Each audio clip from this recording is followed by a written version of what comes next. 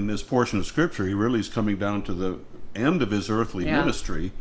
So what he's saying is, in my mind, like an exclamation point to everything else. It's like, you've seen all this, you've heard all this, the disciples are starting to get his parables, they're starting to kind of understand who he is, though they're still struggling with that. But then he prays this prayer, which I like to call the Lord's Prayer. Most people, when you say the Lord's Prayer, they think of like the Luke 11 account where he teaches the disciples. I kind of think of that, well, that's the disciples' prayer. They ask, teach us to pray, and so he teaches the disciples how to pray. But this is actually the prayer of the Lord toward the end of his life and ministry here on earth. In chapter 17 of John, it breaks it down. Actually, Christ prays for himself initially, then he prays for his disciples, and then he prays for all future believers, future disciples. And so he starts out in the 20th verse. He says, I do not ask in behalf of these alone, referring to his disciples with him, but for those also who believe in me through their word. That's us, every future believer, disciple. That they may all be one, even as thou, Father, art in me, and I in thee, that they also may be in us. And here's the reason he prays this, that the world may believe that thou didst send me.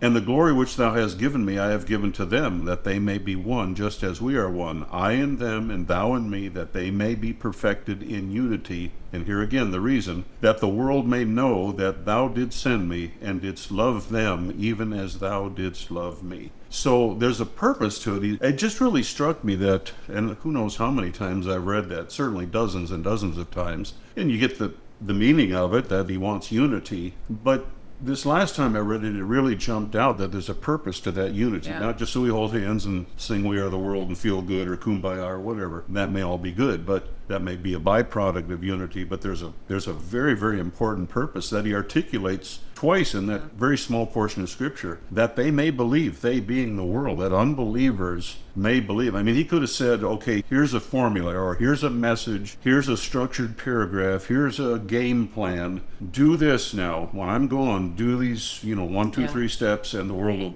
but he doesn't. He said, here's what makes the difference. Display unity. And when you think of the high demand of the unity he's articulating, he's saying, I want you to be one in unity as the Father and myself are one. How close is that? That's triune Godhead unity.